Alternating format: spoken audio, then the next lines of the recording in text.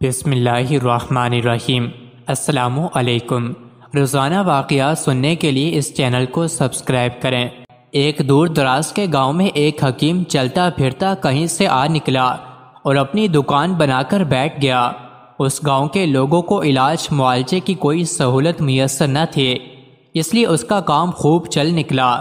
کچھ ہی دنوں بعد حکیم نے یہ بات محسوس کر لی کہ ان سادہ لوٹ دیہاتیوں کے پاس میرے علاوہ کوئی معالج نہیں ہے، لہٰذا مجھے خوب فائدہ اٹھانا چاہیے۔ اب جیسے ہی کوئی گاہک اس کے پاس آتا، حکیم اس سے خوب پیسے بٹورتا اور دوا کے نام پر اس کو میٹھی گولیاں کوٹ کر دے دیتا۔ دیہاتیوں کا چونکہ اس پر یقین بن چکا تھا، اس لیے ان میں اکثر کو آرام بھی مل جاتا تھا۔ کرتے کرتے حکیم نے بہت سی دولت جمع کر لی، لیکن گاؤں میں ایک چلاک عورت بھی رہتی تھی جس کو سارے گاؤں والے ماسی ہی کہتے تھے۔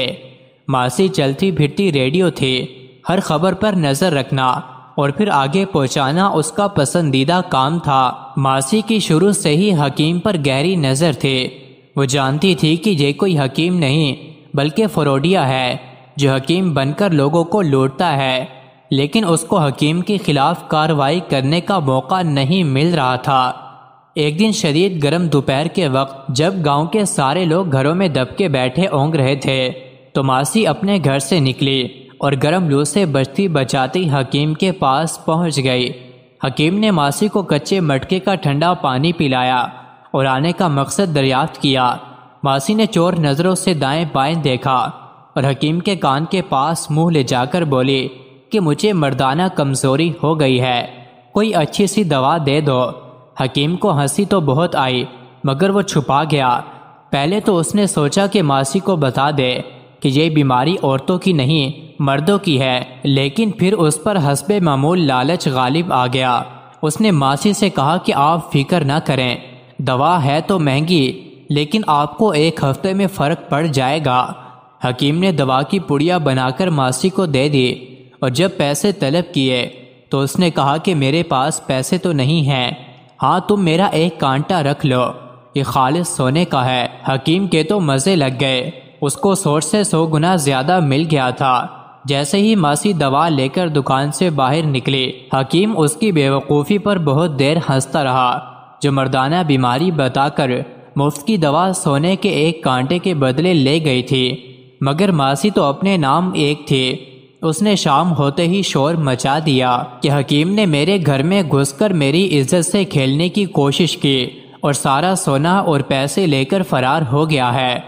گاؤں کے لوگ بہت حیران ہوئے اور ماسی کو ساتھ لے کر حکیم کی دکان پر جا پہنچے۔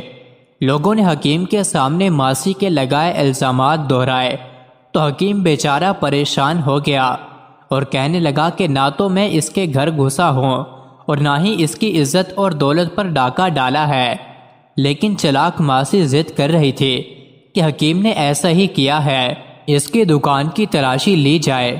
گاؤں والوں نے جب دکان کی تلاشی لی تو ماسی کا ایک کانٹا دکان سے برآمد ہو گیا، جبکہ اس جیسا ایک کانٹا ماسی کے پاس موجود تھا۔ اب حکیم مجرم ثابت ہو چکا تھا۔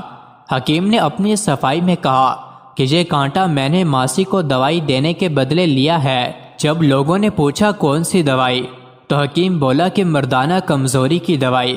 بس پھر کیا تھا، حکیم کے چراغوں میں روشنی نہ رہی۔